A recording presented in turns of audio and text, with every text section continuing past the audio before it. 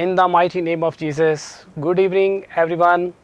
आज दोबारा आपके पास मोटिवेशनल प्रोग्राम के लिए हाज़िर हुआ हूँ और आज आपको पता है हमारे जो नए गेस्ट आए हैं वो भी एक हमारे लिए एग्जाम्पल हैं, यूथ के लिए एग्जाम्पल हैं।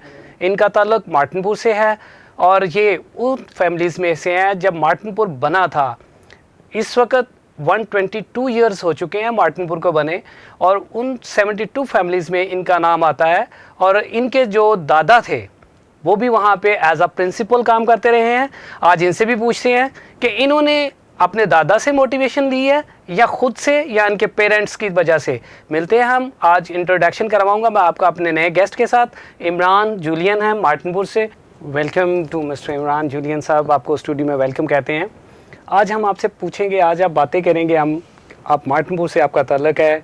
मार्टिनपुर एक ऐसा गांव है जो पूरे पाकिस्तान में क्रिश्चियन कम्युनिटी का सबसे बड़ा गांव है और आपका ताल्लुक़ है उससे और लोग बड़े फ़ख्र से कहते हैं कि हम मार्टिनपुरियन हैं। मैं भी खुद कहता हूं कि मैं मार्टिनपुरियन हूं। तो मैं आज आपसे पूछना चाहता हूं, आप अपने दादाजी से हम एडमायर हुए थे या आप अपने पापा से, किस तरह आपने सोचा कि आप गाँव के लिए खिदमत करें? मैं जहाँ तक आपके बारे में जानता हूँ उसके मुताबिक तो ये था कि आप चर्च में भी बड़े इन हैं, सीनियर एल्डर्स की हैसियत से भी काम कर रहे हैं वहाँ पे। लास्ट आप मेरा ख्याल आप फाइनेंस सेक्रेटरी भी रहे हैं उधर चर्च के अंदर। तो बड़ा अच्छा लगता है आप लोगों को देख के। हमारी मोटिवेशनल चीज़ें जो होती हैं वो इन कामों से ही पता चलता है कि कौन कहाँ पे क्या कर रहा है। तो आज हमारी यूथ को भी बताएं कि आप यहाँ तक कैसे पहुँचे हैं।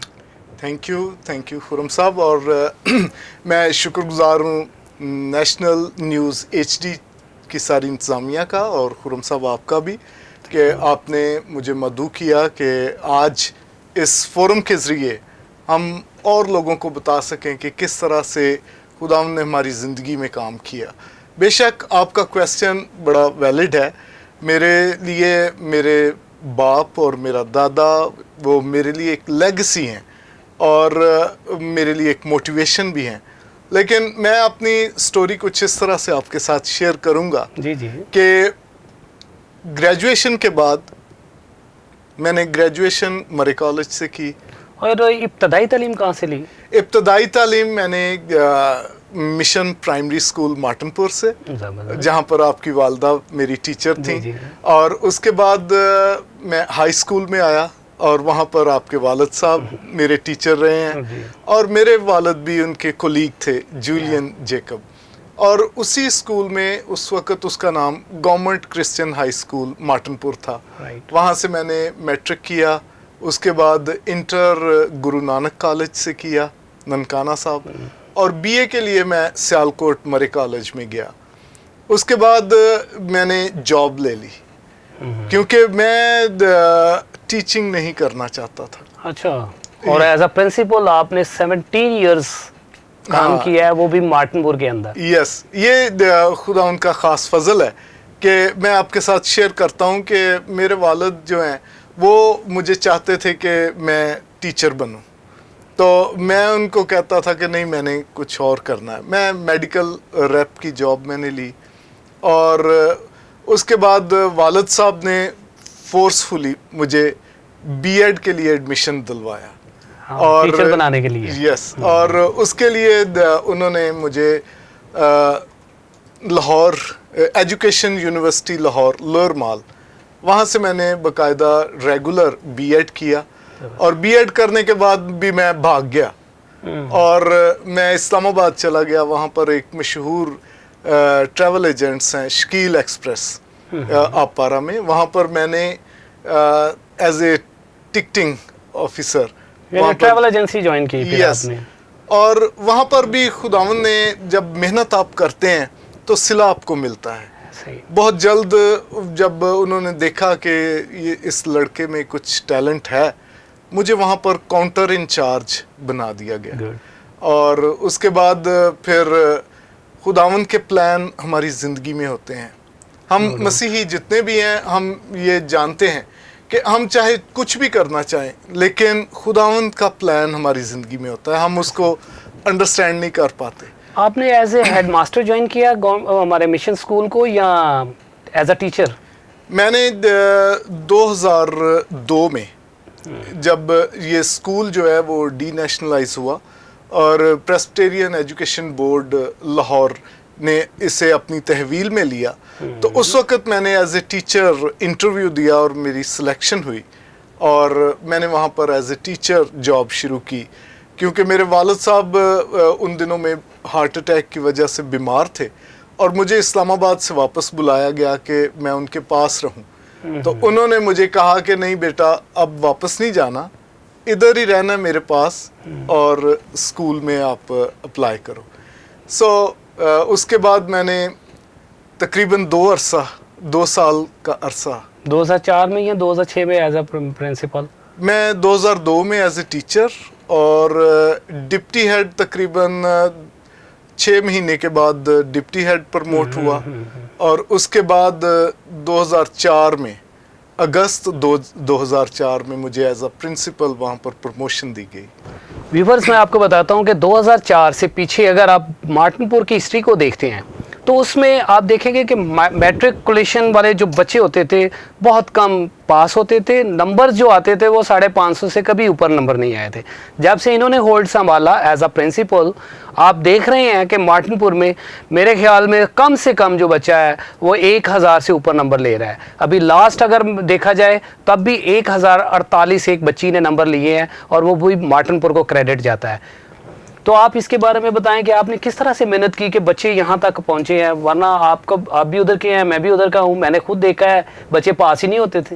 हाँ, अब गवर्नमेंट था वैसे भी। बिल्कुल खुरम भाई, ये बहुत अहम बात है कि वो स्कूल जब वापस हुए नहायत ही शिकस्ता हालत थी और वहाँ पर 60 बच्चों के साथ हाई स्कूल हमें मिला, यानी मसीही लोगों को गवर्नमेंट से 60 बच्चों के साथ हाई स्कूल, टोटल बच्चे और इंफ्रास्ट्रक्चर टोटली तबाह और नहायत ही डेटोरिएटेड कंडीशन थी वहाँ पर। और वहाँ पर बैठकर पढ़ाना और बच्चों को आगे लाना ये एक चैलेंज था कि बच्चों को किस तरह मोटिवेट किया जाए। और मैं समझता हूँ कि इस दौरान जो है मैंने एमएड भी किया और एमएड के दौरान जो चीज़ें सीखी उनकी इम्प्लीमेंटेशन करने की, और इसमें बहुत बड़ा हाथ जो है वो प्रेस्बिटेरियन एजुकेशन बोर्ड को भी जाता है और हम उनकी ट्रेनिंग्स, इन सर्विस ट्रेनिंग्स और उसके ज़रिए जो चीज़ें सीखी उनको इम्प्लीमेंट करने से ये रिजल्ट्स जो हैं वो बतदरीज बेहतर हुए। क्या पहले जिस तरह मार्टिनपुर में गर्ल्स हाई स्कूल और बॉयज़ हाई स्कूल का आपस में कोई इतना कंपटीशन नहीं होता था, लेकिन मैं अब देखता हूँ कि गर्ल्स स्कूल में भी बड़ा कंपटीशन चल रहा है, उनकी भी प्रिंसिपल भी बड़ा अच्छा काम कर रही हैं, उनके बच्चे भी बहुत अच्छा नंबर ले रहे हैं, गाँव को बहुत क्रेडिट जाता है। कभी पेरेंट्स ने आके आप लोगों को कुछ कहा है कि हमारे बच्चे नहीं पढ़ रहे या हम फीस नहीं दे पा रहे?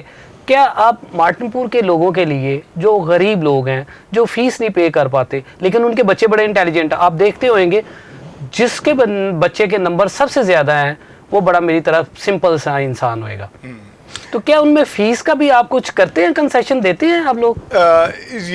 ये बहुत बड़ी फ़ख्र की बात है कि जो बच्चे हैं वहाँ पर वो टैलेंटेड हैं और लेकिन प्रायोरिटीज़ जो पेरेंट्स की हैं वो वहाँ पर बहुत डिफरेंट है।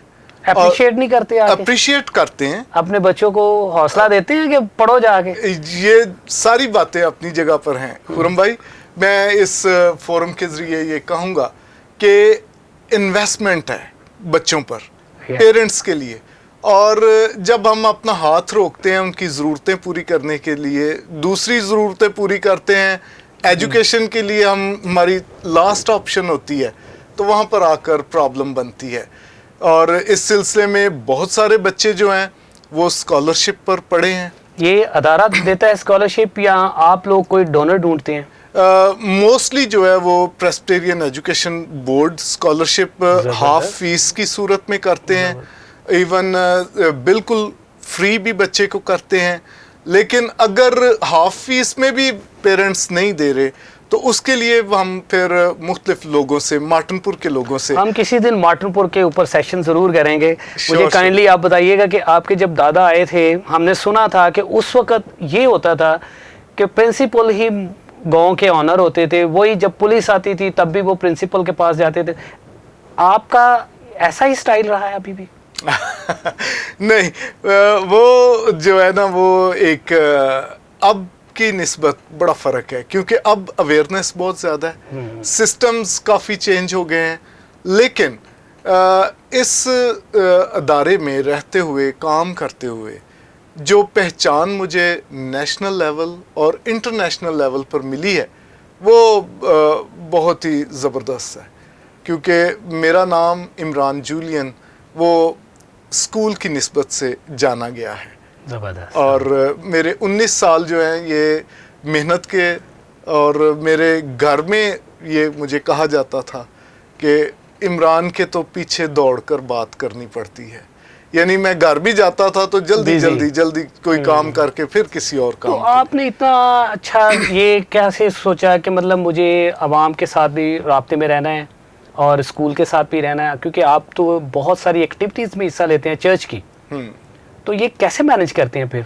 बेगम कभी कुछ कहती है, बच्चे कुछ कहते हैं, डिस्टर्ब होते हैं वो भी? बहुत ज़्यादा डिस्टर्ब होते हैं, लेकिन खुदा का शुक्र है कि जब आप काम करते हैं, खुरम भाई, एक बाइबल की आयत कुलसियों 3 बाब और उसकी 23 आयत है, जो काम करो जी से करो, ये जानकर के खुदावंद के लिए करते हैं। और मैंने अपने स्कूल की जो पुरानी बिल्डिंग थी वहाँ पर ये आयत लिखवाई हुई थी। व्यूअर्स, मैं आपको बताता हूँ कि हमारा जो मार्टनपुर का गांव है, वहाँ जो पुरानी बिल्डिंग हुआ करती थी, इमरान साहब के दौर में आके वो नई बिल्डिंग बनी है, नए लोग, नए बच्चे स्टडी कर रहे हैं और अच्छे अच्छे मार्क्स ले रहे हैं। हम इस पर ज़रूर सेशन करेंगे मार्टनपुर के अकॉर्डिंग, क्योंकि एक पाकिस्तान में सबसे बड़ा वो गाँव है जो क्रिश्चियन गाँव है और टोटली क्रिश्चियन है। और मैं आपको देख रहा था कि आप लोग पार्क बना रहे हैं गांव में।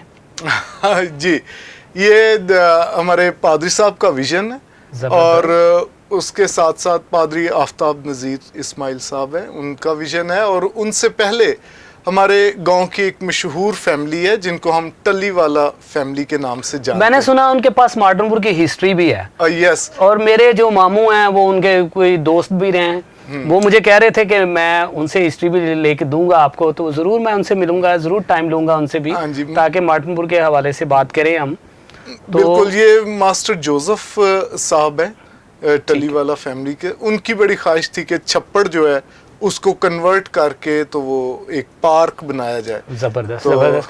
अच्छा, इस वक्त आपको मैं ये इस तरीके से कह नहीं सकता, लेकिन फिर भी आप एक्स प्रिंसिपल हैं, अभी क्या कर रहे हैं इस वक्त? हाँ जी, मैंने जैसे आपको कहा कि जब हम अपने आप को ताबे करते हैं खुदावंद के, कि खुदावंद हमारी ज़िंदगी में क्या चाहता है, तो वो फिर हमारी रास्ते हमवार करता है। और कलाम में आया है कि अपनी सब राहें खुदावंद पर छोड़ दे तो तेरे इरादे कायम रहेंगे। सो उसके लिए ये मेरे लिए बहुत मुश्किल था डिसीजन लेना कि जो मेरी पहचान है, वो स्कूल जहाँ पर मैंने खुद पढ़ा, जहाँ पर मैंने खुद पढ़ाया, जहाँ पर मैंने एडमिनिस्ट्रेशन की, वहाँ पर मेरे वालिद पढ़ाते रहे, दादा वहाँ पर थे, उसको छोड़ना आसान नहीं था। लेकिन जब खुदावंद की मर्ज़ी जानने के लिए मैं और मेरी मिसेस हम दुआ में ठहरे, तो खुदावंद के आगे हमने साइन रखे, 3 साइन रखे। वो तीनों साइन जब पूरे हुए तो फिर मैंने खुदावंद के मर्ज़ी के आगे ख़ुद को सरेंडर किया और मैंने छोड़ दिया। और तकरीबन 2 साल मैंने as a consultant in Pakistan TWR को वक्त दिया। ओह यस, ठीक ठीक। और उसके बाद आजकल क्या कर रहे हैं? आजकल मैं the way agriculture private limited में as a director. Way agriculture ये मार्टनपुर में है? मार्टनपुर में है। ये किन का प्रोजेक्ट है? ये प्रोजेक्ट चाइनीज कंपनी का प्रोजेक्ट है और उसमें एज ए डायरेक्टर मैं काम कर रहा हूँ। चाइनीज से याद आया व्यूवर्स, मैं आपको आज एक क्लियर बात करता हूँ। ग्राउंड का इशू बड़ा रिसेंटली चल रहा था, जिस पे जो मार्टनपुर के लोग हैं वो बड़ा इस पे लेते थे। इमरान साहब, आप बताइएगा, क्या मिशन, जब पहले हमारे दौर से भी पहले की बात कर रहा हूँ, जब हम भी नहीं होते, तब मिशन की जो ग्राउंड होती थी या जो मिशन का काम होता था वो मार्टिनपुर का होता था। अब चले अवेयरनेस आ गई, मिशन को पता चला, तो क्या ग्राउंड उसी तरीके से अभी भी चल रही है मार्टिनपुर की, या अब हमारे नौजवान जो हैं उन्होंने खेलना ही कम कर दिया है? मुझे याद है हम जब जाते थे डेली शाम को हमारी अम्मी जो हैं वो पकड़ लेती थी डंडा, जाओ ग्राउंड में जाके खेलो। अब मुझे नहीं लग रहा कि ग्राउंड में कोई लोग बच्चे जा रहे हैं। तो लेकिन इनका इशू बहुत बना था, अभी मैं वो भी क्लियरेंस लूंगा। मुझे सिर्फ इतना पहले बताइएगा क्या बच्चे अब ग्राउंड में जाते हैं? ये बिल्कुल आपने दुरुस्त फरमाया है कि इन दिनों में ग्राउंड में बच्चे उस तरह से नहीं आते जिस तरह हमारे वक्त में था, जब हम लड़कपन में थे। उसमें बहुत ज़्यादा क्रेडिट जो है वो आपके वालिद साहब को जाता डैडी है। बिल्कुल ऐसे, हाँ नो जी, डाउट, वो हमें भी ज़बरदस्ती लेके जाते थे। इकबाल शहबाज साहब, वो हर शाम विसल उनके गले में होती थी और जहाँ जहाँ से गुजरते थे लड़के उनके साथ ही ग्राउंड में आ जाते थे। और एक तरफ फुटबॉल हो रहा है, एक तरफ क्रिकेट हो रहा है, बहुत रश होता था, बास्केटबॉल होता था। बिल्कुल। और मैं खुद उनकी ज़ेरे सरपरस्ती डिवीज़न लेवल तक बास्केटबॉल खेला है। इसमें जो ग्राउंड का इशू उठा था उसमें आपका बड़ा नाम चल रहा था। मैं चाह रहा हूँ आज अगर आप क्लियर करें इस बात को कि क्या इशू है, वो मेन चीज़ क्या थी?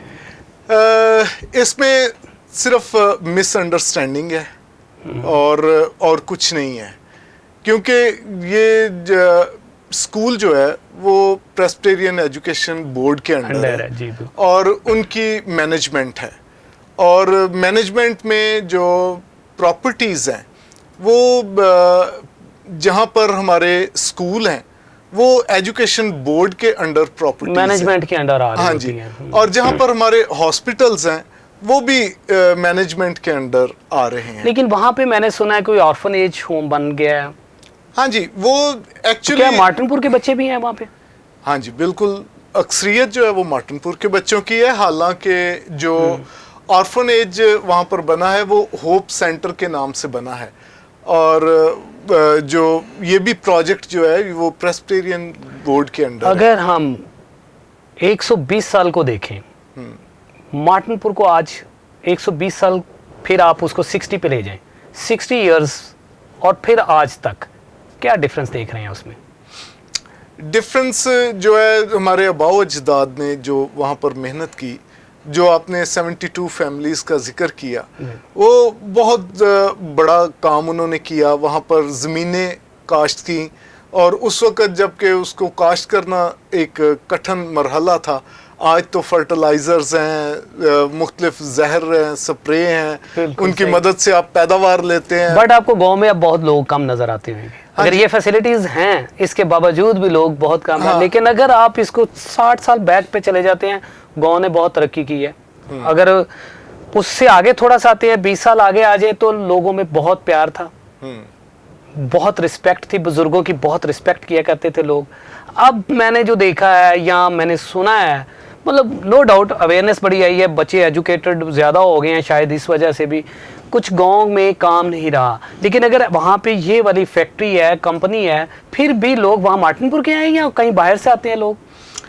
मार्टिनपुर के लोग काम करते हैं। मैं ये बात आपको बताऊं कि जो है ना, मार्टिनपुर के जब हम 72 फैमिलीज़ की बात करते हैं, उनका आपस में एक बहुत रिस्पेक्ट और बच्चों को भी आगे बताना सारा कुछ।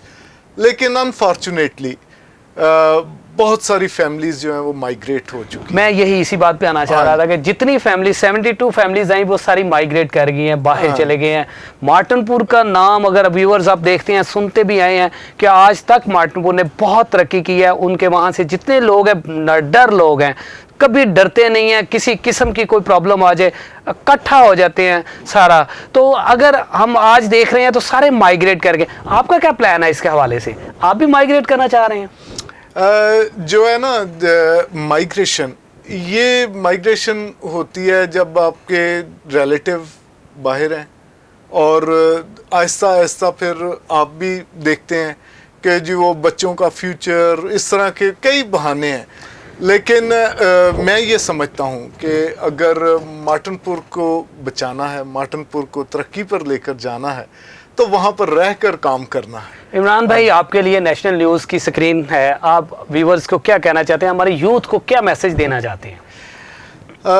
मैं अपने व्यूअर्स को और यूथ को ये कहूँगा कि हमारी लाइफ जो है इसमें एक पर्पज़ है, और लाइफ में उस पर्पज़ को लेकर हम आगे चलते हैं। गोल्स हैं, हम अपने लिए गोल सेट करते हैं, उसको अचीव करने के लिए हम तरह तरह की तदबीरें करते हैं। लेकिन इन सब कामों में एक बात याद रखें कि आप खुदावंद पर भरोसा रखें, तवक्कल रखें। जो उसने कहा है कि मेहनती का हाथ जो है वो उसको दौलतमंद बनाता है। आप कोई भी गोल अपने लिए लें तो उसमें मेहनत करें, क्योंकि मेहनती की जान जो है वो फरबा होगी। और फिर जब आपको मौका मिलता है कोई काम करने का, तो जैसा मैंने पहले भी वो आयत कोड की वो आपके लिए देता हूँ कि जो काम करो जी से करो, ये जानकर कि खुदावंद के लिए तो बरकत देने वाला वो है। शुक्रिया। थैंक यू इमरान साहब। व्यूवर्स, आपने इमरान जूलियन मार्टिनपुर से जो आए थे, आज उनकी स्टोरी सुनी है, देखा है। आपने मार्टिनपुर के हवाले से अगर किसी किस्म का कोई भी पूछना हो, कोई बात कहनी हो, तो कमेंट बॉक्स में आप लिख सकते हैं। आज का ये मोटिवेशनल जो प्रोग्राम था, आप अगर इनसे एडमायर हुए हैं तो ज़रूर कमेंट बॉक्स में दीजिएगा, अपने फ्रेंड्स को शेयर कीजिएगा। Thank you. खुदा हाफिज़।